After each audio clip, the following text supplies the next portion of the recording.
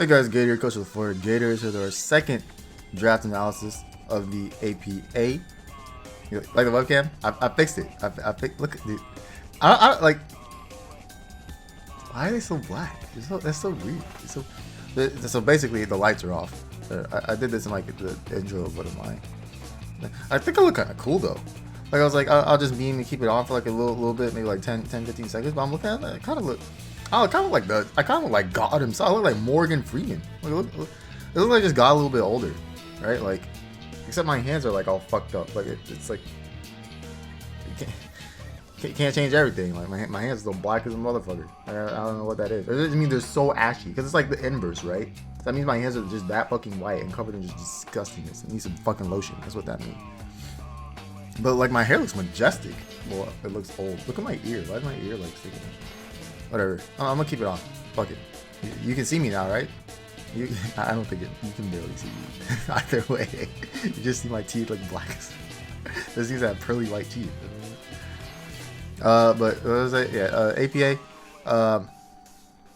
I mentioned it in the first draft analysis, but just a reminder. There's 3 times that we draft during the 12-week season. So the first draft, we used it for weeks 1 through 4.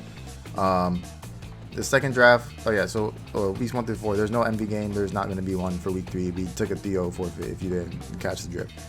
Second draft, we use weeks 5 through 8, which is this one. And then the third draft, we'll use weeks 9 through 12.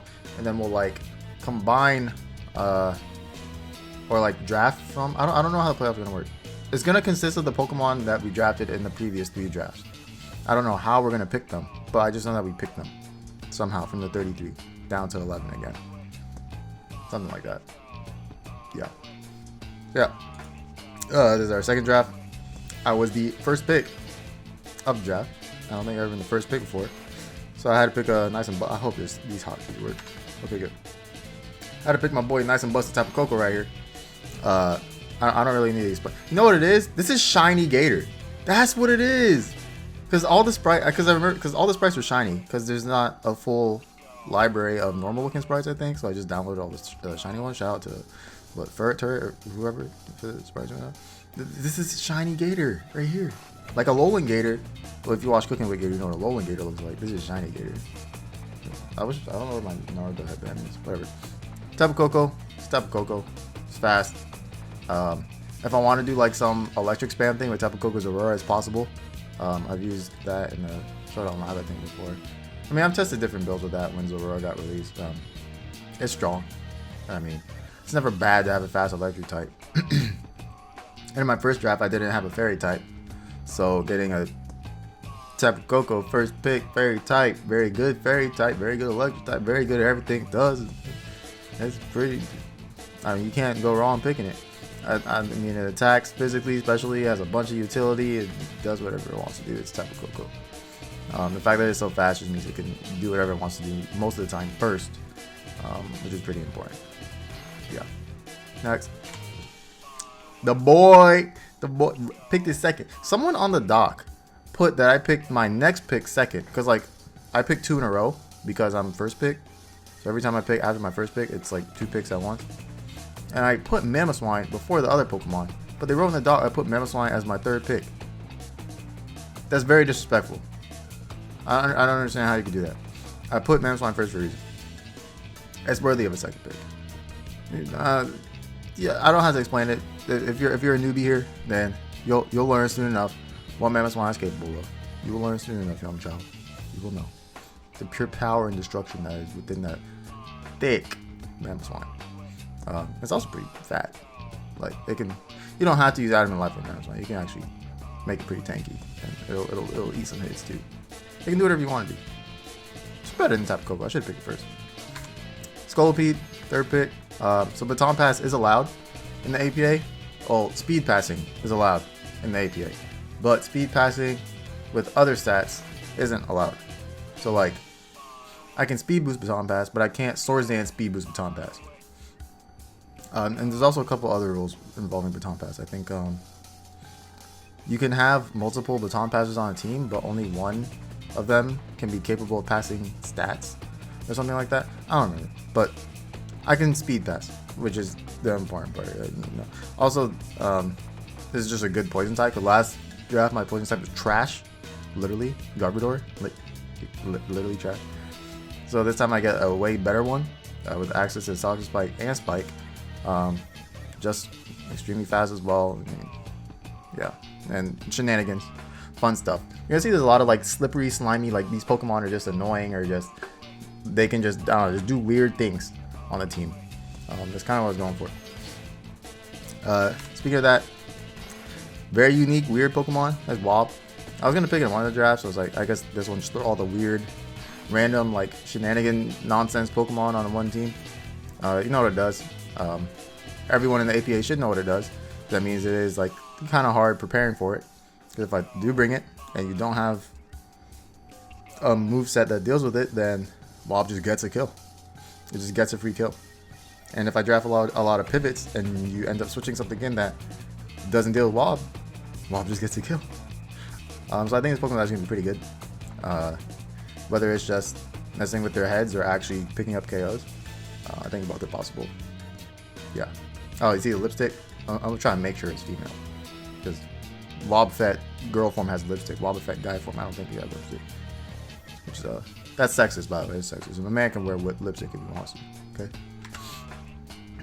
Next we pick Whimsicott. Just another.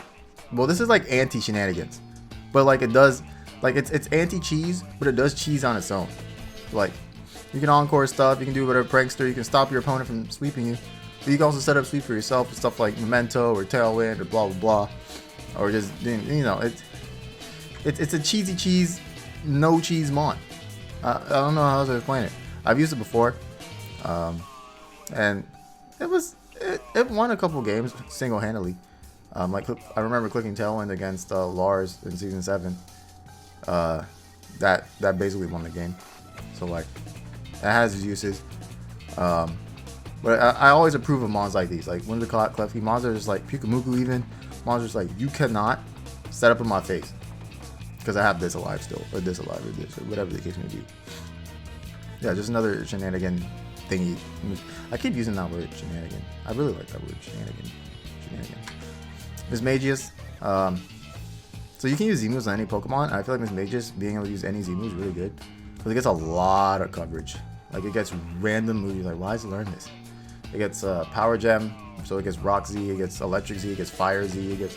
You can just Z it and it can just bust through anything they try to think as a counter to it. It's fast enough to do that. I believe this also gets Memento, I think. And it gets like all the status things, Thunder Wave, Will-O-Wisp, Toxic. Just sit there, just be annoying. Hey, it's just like my last 4 picks have been extremely annoying. Whimsicott, Wobbuffet, Scolipede, and Mismagius. They're just all just annoying ass Pokemon. But Mismagius is capable of doing some mad damage as well.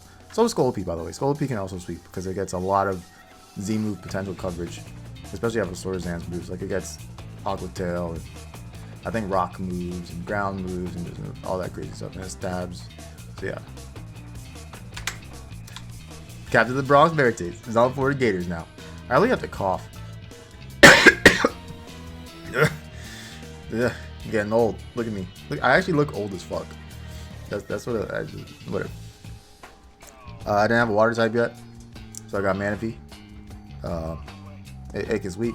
You see, I got a lot of stuff that can like set something up for a potential sweep, so it can do that. It's also extremely versatile because it's bulky enough to take hits. It's fast enough to outspeed a good amount of stuff still. It's definitely a wall breaker with that tail glow potential, but it can also do other random stuff, like it can U-turn out. I think it learns knockoff, so it gets a couple of annoying moves there. I think it gets like Calm Mind as well. And of course, Scald is utility in itself. Just click Scald and just burns on, so it has access to burn. You want to look at it that way. Yeah, it kind of just like, it fits the mesh of what the team's going for so far, kind of. Like I have a bunch of annoying stuff, and Manaphy just adds on to more annoying stuff. But it's like, it's annoying stuff for the opponent, but it's fun for me. So that's the key here. Like annoying for the opponent, but it's fun for me. I could just like click a whole bunch of random moves. You don't know what a lot of these Pokemon could just do a whole bunch of random stuff. And you're just like, oh well, that stinks. I thought I was gonna do this, but I was doing this instead. So I kind of like that. So we got the captain of the Bronx Beartics. Now you can't have the captain without the coach himself. Like you can't have like Tim Duncan without Greg Popovich. So we got to pick up Joey Pokemon himself. look at that jawline, dude. Look at that jawline. Mega Steelix. Mega Steelix is like a tier. What is it? It's a tier 4 mega in the APA, which means you get plus 80 points for picking them for your free slots. I didn't have a steel type. I was like, all the other steel types look like trash. I was like, I might as well get Mega Steelix and then just get a decent last free pick. I don't think I had that many points left at this point. Yeah, that's right. So that's fine. I mean, he's fat, and like I said, it's the coach of the Bronze Bear Tigs. So yeah, it's self-explanatory. You can't have Manaphy without Mega Steelix. It's just mandatory on your drafting. Poliwrath, it's tier 5, trash. I don't care. It's tier 5. Yeah, like, who cares? I mean, my last tier 5 was Garbodor, like literal trash. I guess this one's not literal trash, but it's still, who cares? It's actually not that bad bulk-wise. It almost has like 100 across the board. It's like really close to that. So I could probably take some hits. It has a like 90-something attack as well. I think it gets Swift Swim, so if I'm trying to sweep, I can maybe do that. I don't know. It might be good in the right matchups, but otherwise it's just tier 5. But whatever. You had to pick something. Landorus. So here there's a couple things I could pick. So these are like my last 2 picks, and the dude actually released the schedule before everyone picked their last things. So originally I wanted to pick Gliscor, because that's also like, I think it's Baton Pass, and it's also like there's more like tricky stuff but annoying for the opponent to like fit right on board.